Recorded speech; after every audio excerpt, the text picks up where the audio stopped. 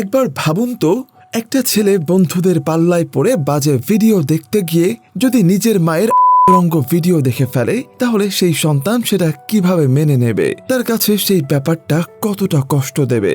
তাহলে চলুন শুরু করি মূল গল্প। গল্পটা শুরু হয় দুই স্কুল পড়ুয়া বেস্ট ফ্রেন্ডদের নিয়ে, যারা একদিন স্কুল ফাঁকি দিয়ে লুকিয়ে একটা সাইবার ক্যাফেতে আসে। সেখানে তারা তাদের বিদেশি মেয়ে বন্ধু সুজির সঙ্গে চ্যাট করতে বসে।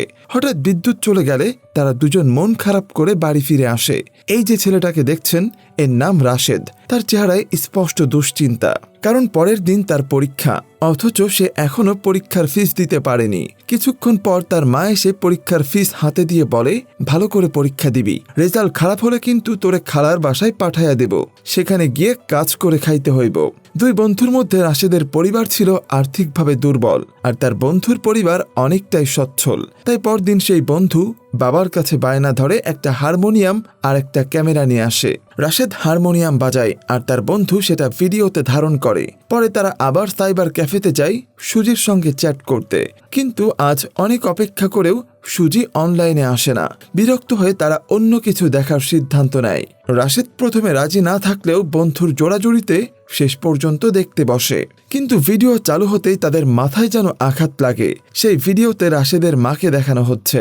গতকাল যে মা তাকে পরীক্ষার ফিস দিলেন, আজ তার এমন একটা ভিডিও দেখে দুই বন্ধু হতবাক হয়ে যায়। রাশেদ কান্নায় ভেঙে পড়ে বলে, আমার মা এমন না, এটা সত্যি না। লজ্জায় আর অপমানে দৌড়ে বাড়ি ফিরে আসে, কিন্তু বাড়ির দরজা বন্ধ।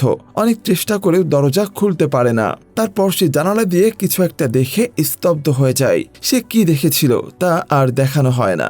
এরপর দেখা যায় এক সিঙ্গেল বাবা ফয়সাল এবং তার মেয়েকে। তাদের ছোট্ট ছোট্ট হাস্যকর মুহূর্ত। বাবা পানির ট্যাঙ্ক পরিষ্কার করছে আর মেয়ে ভিডিও করে মজা নিচ্ছে। স্কুলে যাওয়ার সময় মেয়ে বাবার পুরনো স্কুটার নিয়ে খুনসুটি করে তাকে রাগানোর চেষ্টা করে। তাদের কথোপকথন থেকে জানা যায় ফয়সাল একজন সাসপেন্ড করা সিআইডি অফিসার। জিজ্ঞাসাবাদের সময় তিনি একটু কঠোর হয়ে যান বলেই তাকে আপাতত থামিয়ে রাখা হয়েছে। হঠাৎ সেদিন ফয়সালকে তার বস ডেকে পাঠায়। ফয়সাল অবাক হয়ে বলেন, আমাকে তো সাসপেন্ড করেছেন, আবার ডেকে আনলেন কেন? বস হেসে বলেন, তোমার টর্চার করার স্টাইলটা একটু বেশি, কিন্তু তোমাকে পুরোপুরি সাসপেন্ড করা হয়নি।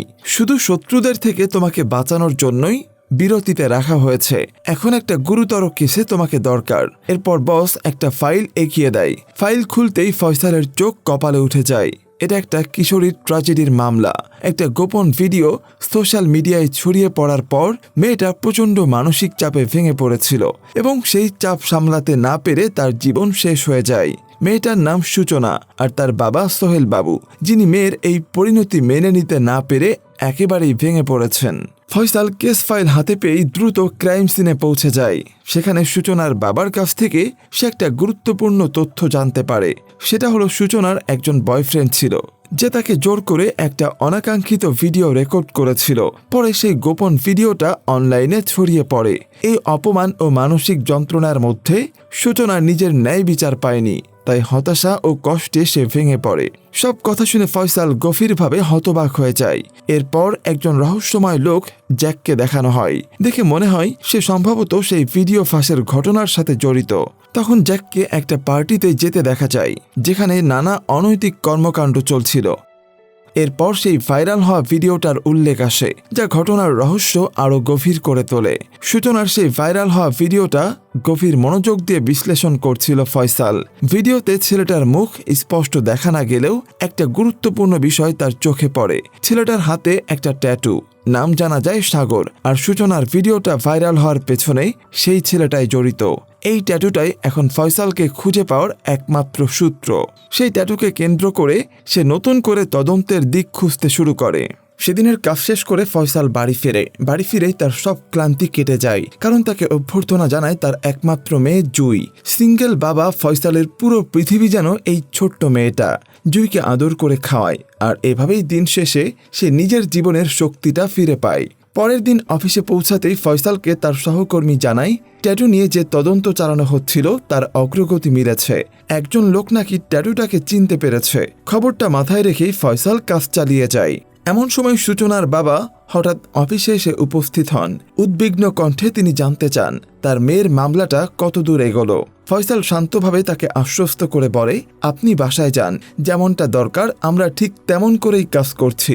সেদিন কাজ শেষে বাড়ি ফিরতেই খালা অভিযোগের সুরে বলে ওঠেন, তোমার মেয়েটা আজ সারাদিন দুষ্টামি করেছে। জুয়ের এই বাড়তি চঞ্চলতা কমানোর জন্য ফয়সাল তাকে নিয়ে যায় একটা নাচ শেখার স্কুলে। নাচের ব্যস্ততায় যেন তার মনোযোগটা ভালো দিকে যায়, কিন্তু সমস্যা হলো কোর্সটা কয়েকদিন আগেই শুরু হয়েছে, তাই অ্যাডমিন প্রথমে জুইকে ভর্তি নিতে রাজি হয় না। ঠিক সেই সময় পাশের হলে শিক্ষিকা ক্লাস নিচ্ছিলেন। দূর থেকে দাঁড়ানো জুইকে একা একা নাচ অনুকরণ করতে দেখে তিনি অবাক হয়ে যান। শিশুটার আগ্রহ তাকে মুগ্ধ করে। শিক্ষিকার নাম রাইমা। তিনি সরাসরি অ্যাডমিনের কাছে গিয়ে বলেন, এই মেয়েটাকে ভর্তি করে নিন, ওর মধ্যে ট্যালেন্ট আছে। এটা শুনে ফয়সাল কৃতজ্ঞতা ভরে রাইমাকে ধন্যবাদ জানায়। এরপর দেখানো হয় রাইমার ছোট বোন রাইসা। রাইসা সারাদিন টুংটাং অ্যাপ নিয়ে ব্যস্ত থাকে। বোন রাইমা যতই তাকে এসব থেকে দূরে থাকতে বলে, কিন্তু রাইসা তার কোনো কথা শোনেই না, বরং সে বিভিন্ন অঙ্গভঙ্গি করে রিলস বানায়। তার একটাই লক্ষ্য, ভাইরাল হওয়া। ভাইরাল হওয়ার নেশায় রাইসা যেন তার বাস্তব জীবন থেকে ক্রমেই দূরে সরে যাচ্ছে। টুংটাং অ্যাপে তখন রিমন নামে এক তরুণ সুপারস্টারের দারুণ জনপ্রিয়তা, যার সঙ্গে একটা ভিডিও বানাতে পারলেই নিশ্চিত মিলিয়ন ভিউজ। তাই তাকে দেখলেই সবাই সেলফি আর ভিডিও করার জন্য লাইন ধরে দাঁড়াতো। হঠাৎ একদিন রিমনের নজর পড়ে রাইসার দিকে। কাছে এসে রিমন রাইসার অনেক প্রশংসা করে, আর রিমনের মুখে নিজের প্রশংসা শুনে রাইসা খুশিতে গলে যায়। এদিকে ফয়সালের আসতে একটু দেরি হয়। এই ফাঁকে রাইমা জুইয়ের সঙ্গে গল্প করছিল।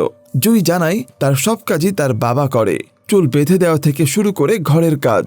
রাইমা মজা করে জিজ্ঞেস করে, তোমার বেস্ট ফ্রেন্ড কে? জুই হেসে বলে, আমার বেস্ট ফ্রেন্ড শুধু আমার বাবা। ঠিক তখনই ফয়সাল আসে এবং জুইকে নিয়ে বাড়ির পথে রওনা হয়। এদিকে রাইসা এখন পুরোপুরি রিমনকে নিয়ে ব্যস্ত। দুজনে একসাথে ভিডিও বানিয়ে টুংটাং অ্যাপে আপলোড করছে, আর সেগুলো মুহূর্তেই ভাইরাল হচ্ছে। ধীরে ধীরে তাদের সম্পর্ক বেশ ঘনিষ্ঠ হয়ে উঠেছে। এরই মধ্যে অন্য একটা দৃশ্য দেখা যায়। সূচনার বাবা লাইভে এসে খুবই রেগে কথা বলেন। তিনি পুলিশের বিরুদ্ধে বাজে মন্তব্য করে বক্তব্য দেন, কারণ এখনো তার মেয়ের কেসের কোনো অগ্রগতি তিনি দেখতে পাচ্ছেন না। তিনি লাইভে মেয়ের বয়ফ্রেন্ড সাগরের ছবি দেখিয়ে বলেন, এই ছেলেটার নাম সাগর। আমার মনে হয় এই ছেলেই আমার মেয়ের জীবনটা নষ্ট করেছে। আপনারা তাকে খুঁজে দিন, আমি তার অন্যায়ের শাস্তি দেব। পুরো ইন্টারনেটে মুহূর্তেই এই লাইভ ভিডিও ছড়িয়ে পড়ে। এদিকে সূচনার বয়ফ্রেন্ডের সন্ধান মেলে পুলিশ সঙ্গে সঙ্গে তাকে ধরতে লোকেশনটায় পৌঁছে যায়, কিন্তু সেখানে গিয়ে সবাই স্তব্ধ, কারণ মাটিতে পড়ে আছে সূচনার বয়ফ্রেন্ডের নিথর দেহ। পাশে ছড়িয়ে আছে রক্তমাখা একটা ইট, কিন্তু সেটা সাধারণ ইটের মতো নয়, আকারে বড় এবং ভারী। ফয়সাল সেটাকে গুরুত্বপূর্ণ এভিডেন্স হিসাবে সংগ্রহ করে। অফিসে ফিরে ফয়সাল সিসিটিভির ফুটেজ পরীক্ষা করে। ফুটেজে দেখা যায় ঘটনাটা যখন ঘটে তখন সূচনার বাবা সেই এলাকাতেই ছিল। একজন সহকর্মী তখন সন্দেহ করে হয়তো সূচনার বাবাই সাগরকে মেরেছে, কিন্তু ফয়সাল সহজে সিদ্ধান্তে পৌঁছায় না। সে বলে এটাও হতে পারে তিনি অন্য কোনো কাজেই সেখানে গিয়েছিলেন, শুধু উপস্থিত থাকলেই কাউকে দোষী বানানো যায় না। এসব তদন্তে ব্যস্ত থাকাতে ফয়সাল সেদিন জুইকে নাচের স্কুল থেকে নিতে অনেক দেরি করে ফেলে। এতে জুই তার উপর অভিমান করে। রাইমা তখন বলে, আমি কি জুইকে বাড়ি পৌঁছে দিব? ফয়সাল নরম স্বরে জবাব দেয়, দিন শেষে আমার মেয়ের পাশে থাকার দায়িত্ব আমারই, ওকে আমি নিজেই নিয়ে যাব। পরের দিন অফিসে এসে ফয়সাল নতুন একটা কেস ফাইল পায়। একই ধরনের আরেকটা ঘটনা। ফতুল্লার এক স্কুল শিক্ষিকার ভিডিও ভাইরাল হয়েছে, আর ভিডিও ভাইরাল হওয়া মাত্রই 3 ঘন্টা পরই তিনি আত্মহত্যা করেন। ভিডিওটাতে দেখা যায় শিক্ষিকার সঙ্গে ছিলেন একই স্কুলের একজন শিক্ষক।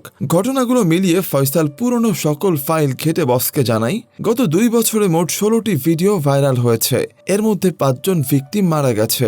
সবচেয়ে ইন্টারেস্টিং বিষয়, সব ভিডিও একই ওয়েবসাইটে আপলোড করা হয়েছে এবং কোনো ভিডিওতে ছেলেদের মুখ দেখা যায়নি। ফয়সাল বলে, এখানে নিশ্চয়ই বড় ধরনের কোন একটা চক্র কাজ করছে, হয়তো এসব ভিডিও দেখিয়ে ভিকটিমদের ব্ল্যাকমেইল করা হয়।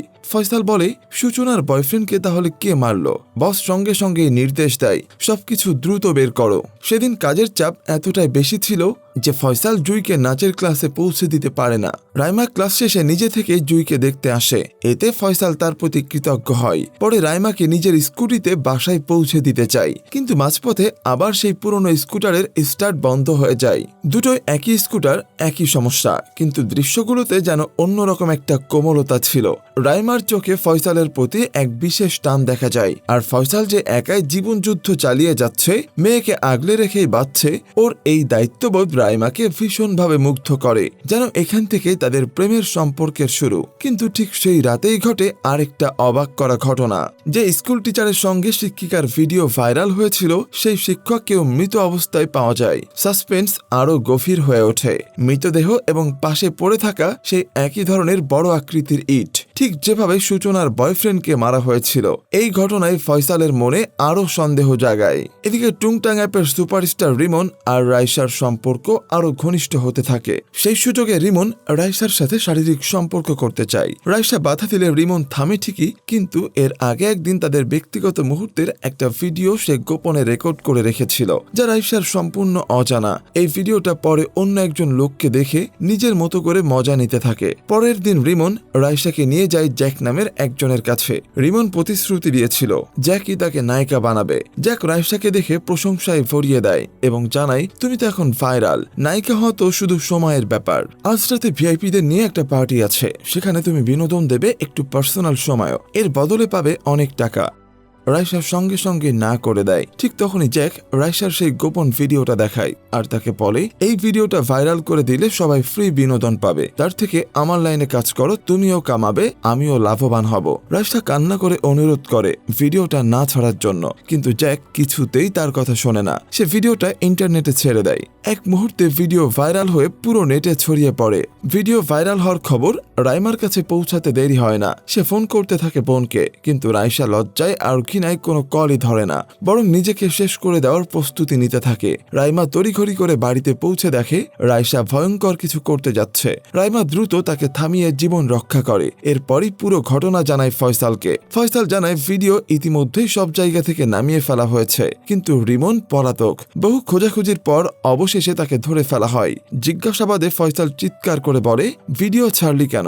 রিমন বারবার বলে, আমি ভিডিও ভাইরাল করিনি। ফয়সাল তাকে আরো চাপ দিতে থাকে। তখন রিমন বলে ওঠে, জয়নাল মানে জ্যাক করেছে। এই তথ্য পেতেই ফয়সাল জ্যাককে খুঁজে বের করে এবং জিজ্ঞাসাবাদের জন্য নিয়ে আসে। সে যতই চাপ দিক, জ্যাক কোনো কথা বলে না, বরং হেসে বলে, 1 ঘন্টার মধ্যে এখান থেকে বের হয়ে যাব, কেউ আমাকে ছুঁতেও পারবে না। ঠিক তখনই ফয়সাল আর বস ফোন করে জানায় জ্যাককে ছাড়তে হবে, কারণ তাকে প্রপার ওয়েতে ধরা হয়নি, বাধ্য হয়ে ছেড়ে দিতে হয়। এদিকে রাইমা দিন রাত পরিশ্রম করে রাইসাকে মানসিকভাবে সামলে তোলে। কিছুটা সুস্থ হলে ফয়সাল দেখা করতে আসে। রাইসা তখন প্রতিশ্রুতি দেয় সে কেসে সাহায্য করবে। এই সময় ফয়সাল ধরে ফেলে সূচনার বাবাকে। আচরণ ও কিছু তথ্যের কারণে তিনিও সন্দেহের তালিকায় ছিলেন। জিজ্ঞাসাবাদে তিনি অবশেষে সব খুলে বলেন। তিনি বলেন, আপনারা যেদিন আমার ঘরে এসেছিলেন তার পরদিন দরজার সামনে একটা খাম পাই, ভেতরে ছিল একটা সিম আর একটা চিঠি। সেই নাম্বার থেকেই যিশু নামের একটা লোক আমার সাথে যোগাযোগ করে। সে বলেছিল সূচনার বিচার সে নিজেই করবে, যারা ভিডিও ভাইরাল করেছে সবাইকে ইট দিয়ে মুখ থেতলে মারবে। আরো বলেছিল আপনার সঙ্গে নাকি তার পুরনো হিসাব আছে, সেটা মিটিয়ে দেবে। এই কথা শুনে ফয়সাল গভীর ভাবনায় ডুবে যায়। কে এই যিশু? তার সঙ্গে ফয়সালের পুরনো হিসাবই বাকি। এদিকে রাইসা আর রাইমা যখন বাইরে বের হয়, তখন আশেপাশের মানুষজন তাদের দিকে বিরূপ দৃষ্টিতে তাকায় এবং নানা বাজে মন্তব্য করে। এসব আচরণ রাইসার জন্য অসহনীয় হয়ে পড়ে। বাড়ি ফিরে সে মানসিকভাবে ভেঙে পড়ে এবং নিজের অতীত ভুলের জন্য অনুশোচনা হতে থাকে। মনে হতে থাকে তার একটা মুহূর্তের ভুল যেন পুরো পরিবারকে বিপদের মুখে ঠেলে দিয়েছে। এদিকে রাইমা যখন ক্লাসে ছিল, ঠিক তখনই হঠাৎ রাইসার মৃত্যুর খবর শোনে। খবরটা শুনে রাইমা স্তব্ধ হয়ে যায়। আদরের একমাত্র বোনকে হারানোর বেদনা সে কোনোভাবেই সামলাতে পারে না। ব্যথায় ভেঙে পড়ে সে লাইফে আসে এবং সবার সামনে জ্যাকের বিরুদ্ধে বিচার দাবি করে। সে জানায় জ্যাকের মতো মানুষদের বিচার না হলে এভাবে আরো অনেক মেয়ের জীবন নষ্ট হতে থাকবে। রাইমার আবেগময় বক্তব্য নেট দুনিয়ায় ঝড় বয়ে যায়। সবাই একযোগে জ্যাকের বিরুদ্ধে কঠোর ব্যবস্থা নেওয়ার দাবি জানাতে থাকে। অবশেষে উপর থেকে নির্দেশ আসে জ্যাককে গ্রেপ্তার করতে হবে, কিন্তু পুলিশ পৌঁছানোর আগেই অদ্ভুত ঘটনা ঘটে। কেউ একজন জ্যাকের কাছে যায় এবং পরে সবাই তার নিথর দেহটাই দেখতে পায়। কে বা কারা এই কাজটা করলো কেউ জানে না। জ্যাককে না পায় তার ঘনিষ্ঠ একজনকে পুলিশের হেফাজতে আনে ফয়সাল। জিজ্ঞাসাবাদে ফয়সাল জানতে চায় জ্যাককে কে মেরেছে। লোকটা স্পষ্ট জানায়, আমি জানি না স্যার। এরপর ফয়সাল পুরো ঘটনার সূত্রগুলো একত্র করতে শুরু করে। গত 2 বছরে 6টা খুন হয়েছে, আর প্রতিটা মামলায় মৃত ব্যক্তির কোনো না কোনো ভাইরাল ভিডিও বিতর্কের সঙ্গে জড়িত ছিল। হত্যাগুলোর প্যাটার্নও একই, একটা ইট আর মুখে আঘাতের চিহ্ন। সব মিলিয়ে ফয়সালের মনে প্রশ্ন জাগে, এই রহস্যময় যিশু আসলে কে? এই নামটা মাথায় আসতে তার মনে পড়ে ছোটবেলার একটা স্মৃতি। সে ও তার বন্ধু রাশেদ মিলে প্রতিদিন এক বিদেশি মেয়ে সুজির সাথে চ্যাট করত। পুরনো স্মৃতি ভাবতেই সে হঠাৎ হারমোনিয়ামের সুর বাজাতে শুরু করে, ঠিক যেভাবে রাশেদ বাজাতো ছোটবেলায়। ভিডিওর পুরনো ফুটেজ দেখে তার মাথায় বজ্রপাতের মতো একটা বিষয় পরিষ্কার হয়ে যায়। সুজি নামটা উল্টো করলেই দাঁড়ায় যিশু। ফয়সাল সঙ্গে সঙ্গে ছুটে যায় রাশেদের খোঁজে। রাশেদের মা আর নেই, আর সে নাকি 5 বছর ধরে খালার বাসায় থাকে না। খালা তাকে রাশেদের একটা ছবি দেখায়, আর তাতেই ফয়সাল নিশ্চিত হয় এটাই সেই রাশেদ। এদিকে রিমনকে হঠাৎ কেউ তুলে নিয়ে যায়। ফয়সালের টিম আগেই রিমনের উপর নজরদারি করছিল, তাই খবর দ্রুতই ফয়সালের কাছে পৌঁছে যায়। লোকেশন ট্র্যাক করে ফয়সাল পৌঁছে যায় এক নির্জন ভয়ঙ্কর স্থানে। চারপাশে নীরবতা, তার মাঝেই ভেসে আসে হারমোনিয়ামের সুর। ফয়সাল তখন পুরোপুরি নিশ্চিত খুনি আর কেউ নয়, তার শৈশবের বন্ধু রাশেদ। ফয়সাল তাকে ডাক দেয়, আর রাশেদ সামনে এসে অতীতের দুঃখ কষ্ট উজাড় করে বলতে শুরু করে। রাশেদের মা সিরামিক কারখানায় কাজ করতেন। একদিন ম্যানেজার মিথ্যা অভিযোগ তোলে ইট চুরির। চাকরি হারানোর জন্য তার মা ম্যানেজারের কাছে গেলে মানুষটা সেই সুযোগে তার সঙ্গে অমানবিক আচরণ করে এবং গোপনে ভিডিও করে রাখে। পরে সেই ভিডিও ছড়িয়ে পড়ে নেটে। এই ভিডিও একসময় রাশেদ দেখছিল, আর সেটা ধারণ করা হয়েছিল সেই ক্যামেরায়, যেটা ফয়সালের বাবা তাকে উপহার দিয়েছিলেন। এই কারণে রাশেদের মনে প্রবল রাগ জমেছিল। তার বিশ্বাস, সেই ক্যামেরা না থাকলে এই ভিডিও তৈরি হতো না, আর তার মাকেও এমন পরিণতি ভোগ করতে হতো না। এই ঘটনা বলে রাশেদ ইমনের লাশটাও বাইরে ফেলে দেয়। রাশেদ ইমনকেও ইট দিয়ে সেই একইভাবে মেরেছে। এরপর রাশেদ একটা ধোঁয়া দিয়ে ফয়সালকে অজ্ঞান করে ফেলে, তার হাত পা বেঁধে আটকে ফেলে, আর বলে, তুই এত ঘুমাস কেন? আমি তো 25 বছর ধরে ঘুমায় না, তুই কি বুঝবি? নিজের মাকে রশিতে ঝুলতে থাকতে দেখা কতটা কষ্টের। সেদিন তার মায়ের ভিডিও ভাইরাল হওয়ার পর সে বাড়ি ফিরে এসে দেখে তার মা সুইসাইড করেছে। এরপর সে ওই ভিডিওটা দেখে বুঝতে পারে তার মা রেপ হয়েছে। তাই সেদিন যে ইট চুরির দায়ে তার মাকে রেপ করা হয়েছিল, সেই ইট দিয়ে রাশেদ ম্যানেজারকে মেরে ফেলে। এরপর থেকে যারা যারা মেয়েদের সাথে এমন করেছে, মেয়েদের ভিডিও নেটে ছেড়েছে, সবাইকে সে নিজের হাতে মেরেছে। রাশেদ ফয়সালকে বলে, এবার আমি তোকেও মারবো, কারণ তোর জন্যই সব হয়েছে। এই বলে রাশেদ ফয়সালকে লক্ষ্য করে পিস্তল চালায়। ফয়সালও গুলি খেয়ে মাটিতে লুটিয়ে পড়ে। তখন রাশেদ ইট নিয়ে আসে ফয়সালকে একইভাবে মারার জন্য। তবে ফয়সাল এবার নিজের কাছে থাকা পিস্তল বের করে রাশেদকে মেরে ফেলে। রাশেদ মূলত নিজের মাকে হারিয়ে একদম সাইকো হয়ে উঠেছিল, তাই সে সকল অন্যায়কারীকে মেরে ছোটবেলার সেই ট্রামা কাটিয়েছে। আর এই গল্পটা থেকেই আমরা এই শিক্ষা পাই, আমরা এই প্রযুক্তি দিয়ে যেমনি ভাবে সুন্দর স্মৃতিকে ধরে রাখতে পারি, তেমনি বেছে নিতে পারি অনিশ্চিত ভবিষ্যৎ। প্রযুক্তি আসবেই, চাইলেও আমরা প্রযুক্তিকে থামাতে পারবো না। থামাতে হবে আমাদের নোংরা মানসিকতাকে। পাশে পরিবার আর বন্ধু থাকলে হাজার হাজার ফ্যান ফলোয়ারের প্রয়োজন হয় না। তাই নিজের মনকে শান্ত করি, এসব অ্যাপ্লিকেশনে নিজেকে বাজেভাবে পরিবেশন থেকে দূরে থাকি। তো এই ছিল আমাদের আজকের গল্প। আপনার দৃষ্টিতে রাশেদের করা কাজটা কেমন লেগেছে সেটা অবশ্যই কমেন্টে জানাবেন। আর যদি ভিডিওটা ভালো লাগে তাহলে অবশ্যই একটা লাইক করে দেবেন। তো বিদায় নিচ্ছে এখানেই। ভালো থাকবেন, সুস্থ থাকবেন, আর আপনার প্রিয় মানুষকে সযত্নে রাখবেন। আল্লাহ হাফেজ।